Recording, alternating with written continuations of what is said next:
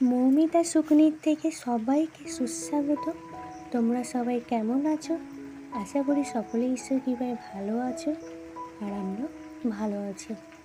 এবং সকালবেলা থেকেই ওখানে রাত থেকে বৃষ্টি হচ্ছিলো, সকালবেলাতেও হচ্ছে। আমি সেটার একটু ভিডিও করছিলাম, দেখেছো তো। আমি সকালে কিন্তু বাইরের পরিবেশটা দেখাই, বৃষ্টিই হোক বা আলো সূর্যই উঠুক, সেটা আমি দেখাই, সেটাই ভিডিও করছি। কিন্তু একটা কি ভালো খবর আছে জানো বন্ধুরা, আমি আর আগের ভিডিওতে দেখিয়েছিলাম না যে দুয়ার দিয়ে জল চলে যাচ্ছে, সেখানটা না একটা গ্রিল দেওয়া আছে, সেখানে আমার গাঁথাও আছে, তার উপরে টিন দেওয়া হয়েছিল, কিন্তু তখনও জল আসলো। টিনটাকে ভালো করে একটু এদিক করে দিতে না দেখছি, এবার কালকে যে বৃষ্টিটা হচ্ছিল আজকে দেখছি জলটা আসেনি। সকালেও বৃষ্টি হচ্ছে কিন্তু জলটা দুয়ার দিয়ে আসেনি, ওইটা একটা ভালো। এবার দেখা যাক যে যখন ঝড় উঠবে, ঝাপটা দিলেও দুয়ারটা দিয়ে জলটা আসছে কিনা। যদি দুয়ারটা দিয়ে জলটা না আসে তাহলে একটু চিন্তামুক্ত হবো, যে না অন্য কিছু আর করতে হবে না, নাহলে হয়তো আবার ওখানটা পুরোটাই প্লাস্টার করে ঘিরে দিতে হবে। এখানে গ্রিলটা দেওয়া আছে, রান্নার ছাতুর প্যাকেটটা আনা হয়েছিল সকালে, ছাতু করে দিই অনুসার বাবাকে। এবার ছাতুটা ঢালা থাকেনি, ওই জন্য ছাতুটা ঢেলে নিচ্ছি। ঢেলে নিয়ে এবার যেটা প্যাকেটে রয়েছে সেটা গার্ডার দিয়ে বেঁধে একটা ডিবে রেখে দেবো। আর ছোলার আলুর তরকারি করেছি সকালে, দেখালাম তো। তারপর আমার পোড়ানো ছিল, পরে আনার পর রান্না চাপানোর আগে আমি ভেবেছিলাম যে দুয়ারে যা আছে সেগুলো আছে পরিষ্কার করবো, কিন্তু সবগুলো পোড়াতে সে দেরি হয়ে গেছে, সবগুলো আর পরিষ্কার করা সম্ভব হয়নি। ওই জন্য দুটো চেয়ারই পরিষ্কার করি, আর যা আছে পরে অন্যদিন পরিষ্কার করবো। সেই জন্য এই চেয়ারটা, একটা কাঠের চেয়ার আছে, সেগুলো পরিষ্কার করে নিচ্ছি। করে নিয়ে এবার স্নান করে ঠাকুর জল দিয়ে তারপর রান্না যাব। আর জানো তো বন্ধুরা, সংসারে না চুপ থাকাটা সুখের কারণ, সংসারে শান্তিরও কারণ। যদি তুমি সংসারে চুপ থাকতে পারো তাহলে, আর যদি চুপ না থাকতে পারো তাহলেই কিন্তু অশান্তি। প্রথম আমাদেরও যখন বিয়ে হয়, তারপর আমি যখন তুমি হয়তো কেউ কিছু একটা এমনই কথা বললো যেটা তুমি চুপ থাকতে না পারলাম, হয়তো কিছু বলে ফেললাম, তাহলেই কিন্তু সেটা সঙ্গে সঙ্গে কিছু একটা বললে ফেললে সেটা কিন্তু অশান্তি শুরু হয়ে যায়। সেটা স্বামী স্ত্রী হোক বা সংসারের অন্যান্য সদস্যদের সঙ্গেই হোক, সবার সঙ্গেই।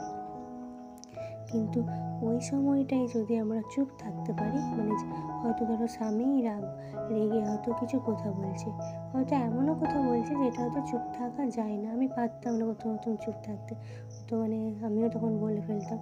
আমি একটা বললাম, সে একটা বলে, এরকম বাড়তে বাড়তেই তো তখন সংসারে অশান্তিটা হয়ে যায়। কিন্তু আমরা যদি সেই সময় যাই বলুক, যদি চুপ থাকতে পারি, বিশেষ করে রাগের কারণে, রাগের সময়ই যদি তারাও রাগের সময় তো হুঁশ থাকে না যে আমি কি বলছি বা সে কি বলছে, সেই সময়টাতে চুপ থাকতে পারি। পরে যদি আমরা তার ভুলটা ধরে দিতে পারি যে তুমি তখন এইটা বলছিলে রাগের সময়, বলাটা ঠিক নয়, বা সেও তার ভুল হয়তো পরে বুঝতে পারবে, তো ভুল বুঝতে পারলো, কিন্তু সেই রাগের সময় তো এটা ওটা বলে ফেলে, কিন্তু তখন আমিও যদি তার মুখে এটা ওটা বলে ফেলি তখনই তো অশান্তি। এটা ভালোই ওরকমভাবেই আমাদের অশান্তিটা হতো, আর সংসারে সেটাই সুখ না হওয়ার কারণ দাঁড়াতো। কিন্তু এখন আমি সেটা বুঝতে পারি, বা যতটা সম্ভব পারি সেই সময়টা চুপ থাকার চেষ্টা করি। আমি যদি সেই সময় চুপ থাকি তাহলে আর আমাদের সংসারে অশান্তিটা হয় না। কিন্তু যদি না চুপ থাকতে পারি তাহলেই অশান্তি হয়। পরে হয়তো সে রাগের সময় আমাদের কিছু বলা উচিত নয়। একজন যখন রাগে কিছু বলে, তো আরেকজন যদি আমরা চুপ থাকি তাহলে কিন্তু সংসারে অশান্তি ঝামেলা কিছুই হবে না, তখন সংসার সুখ থাকবে, আর তখন সংসারে শান্তিও থাকবে। আর দেখো আমি চেয়ারগুলো পরিষ্কার করে নিচ্ছি। আমি অন্য কাজটা তাড়াতাড়ি করতে পারলেও না, কিন্তু কোনো পরিষ্কার করার সময় খুব তাড়াতাড়ি করতে পারি না, আস্তে আস্তে সেইগুলোকে ভালোভাবে পরিষ্কার করি, কিন্তু দেরিও হয়। আর তারপরে দেখো আজকে দেখিয়েছিলাম আগের ভিডিওতে যে পটল এনেছিল, সেদিনে কিছু করেছিলাম, আর যা ছিল আজকে করে নিচ্ছি। কালকে আবার বাজার করবে বলেছে, ওই কটায় পটল ছিল, আমি ভাবছিলাম পটল দিয়ে আর একটু কাঁচকলা ছিল, সেইটা দিয়ে সয়াবিন দিয়ে তরকারি করে ফেলবো। আর ডালও বেশি থাকেনি, কালকেই ডাল কম ছিল, তাতেই কিছু আমি রেখে দিয়েছিলাম, তার সঙ্গে একটু মুসুর ডাল মিশিয়ে আজকে হয়ে গেল। সেই ডালটা দিয়ে আলু দিয়ে দিয়েছিলাম, ওই পটলের যে আলুটা দেবো, আর 2টো ডিম ছিলাম, সেই 2টো ডিম ভেজে একবারে ঝাল করে নিয়েছি আর তখনই কেটে নিয়েছি পিস পিস করে। তারপর খাওয়া দাওয়ার পর এই যে আবার বিকালবেলা আমি না একটু কুলেখাড়া পাতা ছিল সেটা একটু সিদ্ধ করে নিয়েছি। আমি সিদ্ধ করেই কুলেখাড়া পাতাটা খাই। সিদ্ধ করেই সেটা হচ্ছে রসটা নিচড়ে নিয়েছি, নিয়ে সেটা খেয়ে নিয়েছি। আর আজকে না আমি দুপুরে আর বাসন ধোয়া হয়নি, কারণ আজকে দুপুরে ভিডিও আপলোড করছিলাম ওই জন্যই। আর অনুসার বাবা আসলে তো আমি দুপুরবেলাটাতেই সময় পাই, কারণ তার ওয়াইফাই থেকে আমি ভিডিওটা আপলোড করি, তার জন্য তখন ওই বাসনগুলো ভিজিয়ে রেখে দিয়েছিলাম। তারপর হচ্ছে সেই কাজগুলো সেরে তারপর আমি হচ্ছে বাসনগুলো সব ধুয়ে নিয়েছি।